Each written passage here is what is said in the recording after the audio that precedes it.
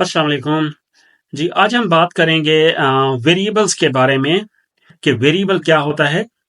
Programming में हमें अपने डाटा को स्टोर भी करना होता है और उस पर डिफरेंट ऑपरेशंस भी परफॉर्म करने होते हैं।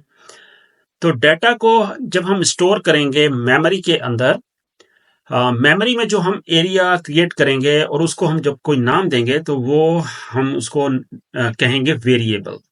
तो आसान भाषा में अगर हम इसको कहें कि variable is a container which holds the data. ठीक है।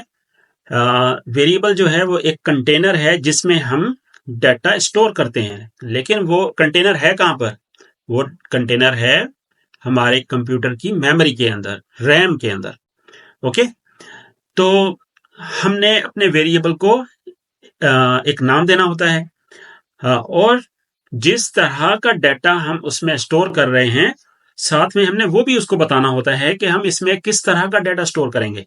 तो हमारा डाटा आमतौर पे नंबर्स होते हैं। ठीक है। नंबर्स सी प्लस प्लस में दो डिफरेंट कैटेगरीज में जो है उनको हम कंसिडर करते हैं। एक को हम कहते हैं इंटीजर्स और दूसरे कहलाते हैं फ्लोटिंग पॉइंट नंबर्स या numbers with the decimal points. ठीक है। उसके अलावा हमारे पास स्ट्रिंग टाइप डाटा होता है, या हम उसको कहते हैं कि करेक्टर की फॉर्म में, जिसमें हमारे अल्फाबेट्स आ जाते हैं या दूसरे और स्पेशल करेक्टर्स आ जाते हैं। उसके अलावा हमारे पास बुलियन डाटा होता है, यानी कि ट्रू और फॉल्स की फॉर्म में होता है। तो ये हमारे पास कुछ डिफरेंट डाटा टाइप्स हैं जो हम अपने प्रोग्राम्स में यूज करते हैं। तो अब इसको हम देखते हैं प्रैक्टिकली। सबसे पहले हम अपनी फाइल क्रिएट कर लेते हैं। यहाँ पर न्यू फाइल के पे क्लिक करेंगे और यहाँ पर हम उसको नाम दे देते हैं जी, हमारा lesson, this is our lesson 2.cpp। ठीक है। अब हमने अपने प्रोग्राम का स्ट्रक्चर क्या रखना था, मैंने लास्ट टाइम भी आपको बताया था। तो we have to write include और देन उसके बाद लेस देन और ग्रेटर देन साइन, और यहां पर हम लिखेंगे आईओ स्ट्रीम। ओके। और उसके बाद हमें यहां पर लिखना है यूजिंग नेम स्पेस एसटीडी, और इसको हम टर्मिनेट करेंगे सेमीकोलन के साथ। उसके बाद हमें यहां पर क्या लिखना है जी, इंट मेन। ये हमारा मेन फंक्शन है। उसकी राउंड ब्रैकेट हमने आगे दे दी, उसके बाद स्पेस देने के बाद हमने करली ब्रैकेट यहां पर दे दी। अब यहां पर हमने अपना प्रोग्राम लिखना है। ओके। तो यहां पर अब हमने क्या करना है जी, हमने एक वेरिएबल डिफाइन करना है जिसकी टाइप हम रखना चाहते हैं इंटीजर। तो उसमें हमने इंटीजर वैल्यू स्टोर करनी है। ठीक है। तो इंटीजर टाइप वेरिएबल डिक्लेयर करने के लिए हमारे पास जो कीवर्ड है वो हमारे पास है इंट। ओके। हम कहेंगे इंट और देन हम उस वेरिएबल का नाम देंगे। मैं वेरिएबल का नाम दे देता हूं एक्स। ओके। इसी तरीके से ये एक्स टाइप, एक्स एक वेरिएबल का नाम है। X is the name of variable which can hold data of type integer. ठीक है। ये नंबर्स होल्ड कर सकता है विदाउट डेसिमल पॉइंट्स। ओके। उसके बाद मैं यहां पर एक और वेरिएबल क्रिएट करता हूं। इस दफा मैं यूज कर रहा हूं फ्लोट डाटा टाइप। ठीक है, फ्लोट। और मैं वेरिएबल का नाम कह देता हूं Y. Okay. Float data type जो है वो नंबर स्टोर कर सकता है विद डेसिमल पॉइंट। ओके। इसके अलावा एक और फ्लोटिंग पॉइंट नंबर स्टोर करने के लिए हमारे पास डाटा टाइप है, that is called double. Double भी एक डेसिमल पॉइंट के साथ नंबर स्टोर कर सकता है, लेकिन ये बिगर नंबर्स यानी कि बड़े साइज में नंबर्स जो हैं वो स्टोर कर सकता है।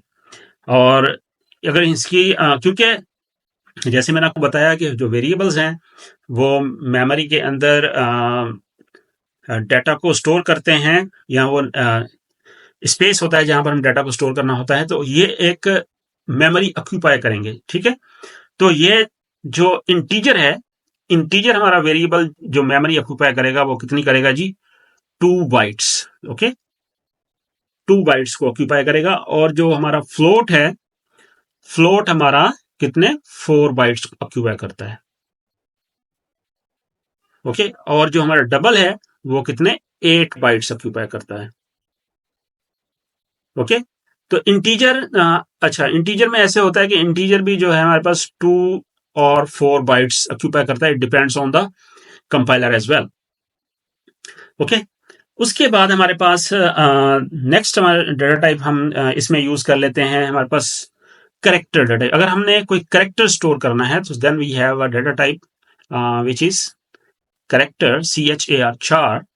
ओके, उसके बाद हम इसमें कोई भी नाम दे देते हैं जी, वेरिएबल हमारा नेम है C, ठीक है।